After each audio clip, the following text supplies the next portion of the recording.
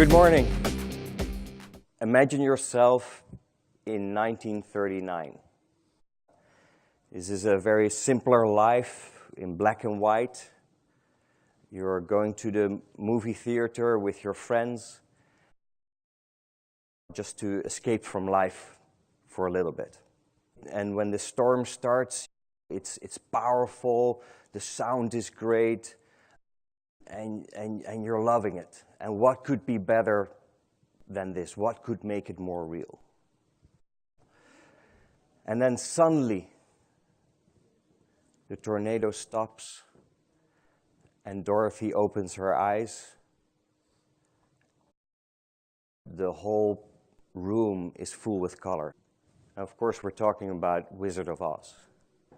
This was a transformation not just for this movie, but for all of Hollywood and beyond. This was considered a rite of passage for everyone.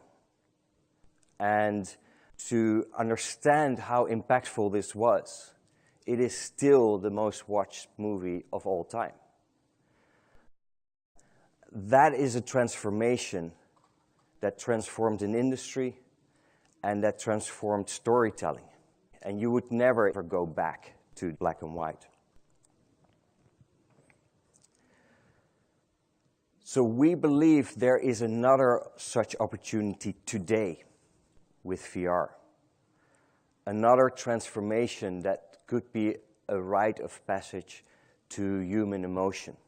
We see that already. People can do faces and body scanning incredibly detailed and so on. But there's still some problems, in particular 3 things: mouth, hair, and eyes. But if we can get those right,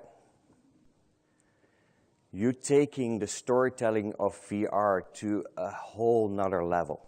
Why is this important? Because if you put on your headsets now, it's great, but there's always dead things. Walking on Mars, walking on Everest, seeing cars. And we're fantastic at it. I've done it for 10 years. And it's great. Metal shines. It's beautiful. But if you want to take a technology, any technology, not VR, just any technology, to mainstream, you need to change the way that humans communicate human to human, right? That's what we have to change. And if I put a headset on, there's very few content creators, in fact, I would bet none, that really put you in a room right next to your friend or inside FIFA 17 walking around with Messi. That hasn't happened yet because the visualization of it isn't quite there yet. But if we can get there, you can not do games and movies more engaging, but also really do video conferencing properly, etc.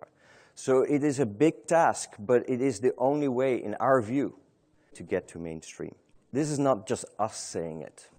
This is a study by University of Cambridge, Dr. Simon Baron-Cohen. It's an empathy test.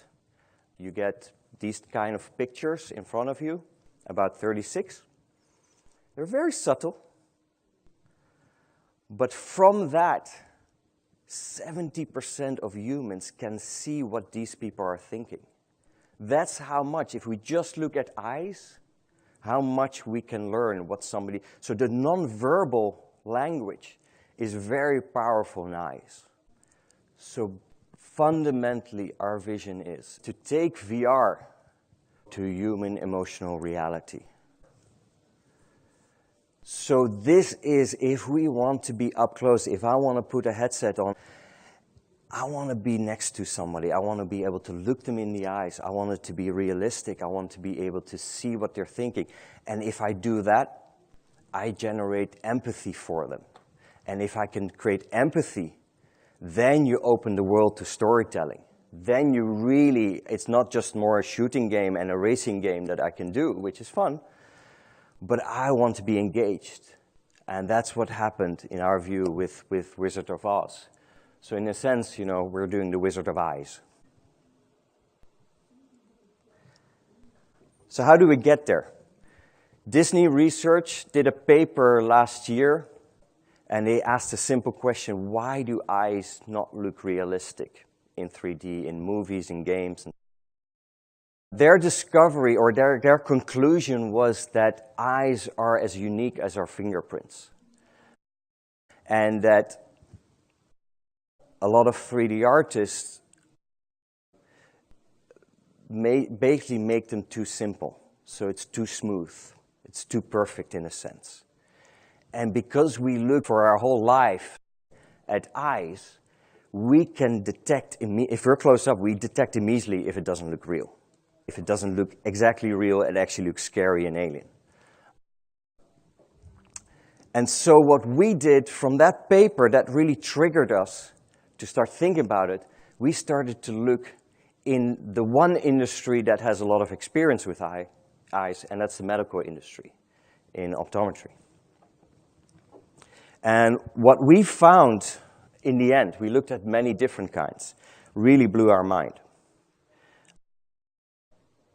And I brought this here. This is the eye scanner that we found. Now, in optometry, this is a revolution in itself. In optometry, this scanner is the first one that can scan more than just the cornea.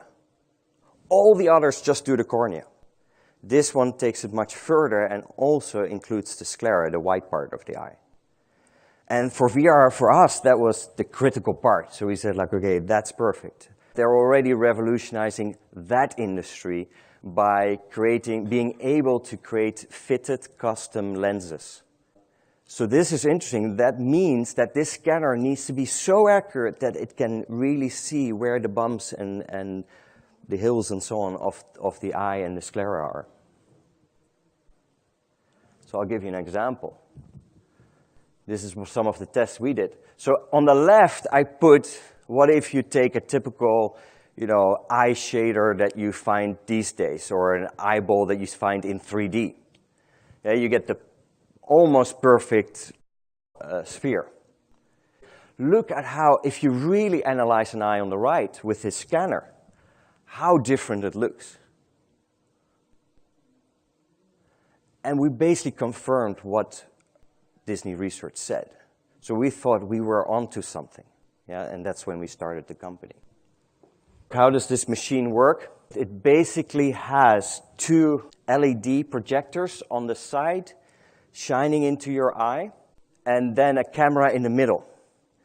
The LED projectors, they project parallel lines, and they cross over each other, and this creates a very well-known moire pattern. Slight distortions. And those distortions happen exactly where there's a different height difference in the eye. So through that, this machine is so accurate that it can take 350,000 physically measured points in a split second. So what we will be delivering to content creators is a full 3D model of an eye that is fully rigged to be able to do all the animation with it. It has all the textures in there, and it is measured physically correct. And we can do that in a split second, and then the computation takes about a minute. So it's a very attractive proposition. So our research, just to show you, to start off with, this is purely looking at the top of the eye. Using the scanner, we put just a silly black and white picture on it so you know where the pupil is, but don't look at that. Clearly that doesn't look realistic. But to purely look at the top of the eye and how detailed the top surface is. It's not smooth at all. So here you can see like the detail of where we want to go. It's still in research, but here, at this moment in time, our team is working purely on the iris.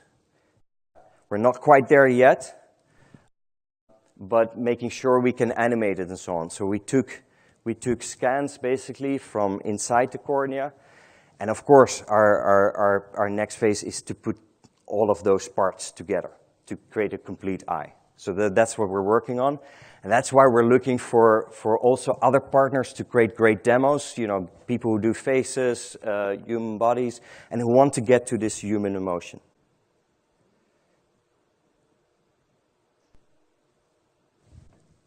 Just to give you some images of Hollywood and how they tell stories. This is a soccer fan crying because the US soccer team lost. There's real emotion there. You really feel suddenly, if you never watch soccer or this sport, you suddenly feel like, maybe I should follow Team USA next time. In a computer game, you don't have that yet. It's fun to play, but you don't feel for the little characters in the game. We need to get there. We need to get to that same empathy and emotion.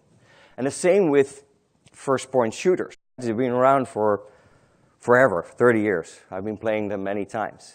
You never really care for who you shoot or who you're fighting for, really. That's a different type of storytelling. So I hope you can see there's a difference between where we are now with VR and if you can go to human emotional reality. We invite you to follow us on Twitter, to create a group of people all across the world who think similarly, who want to work at different parts. VR cannot be done by one company. Content cannot be created anymore by one company. In the 70s, you went to conferences, everybody built their whole computer. And in the end, one company became good at GPUs. And it's the same thing for this industry. We'll become good at eyes. That's it. I hope this was useful. I'll be happy to answer any questions if we have any time. Good job.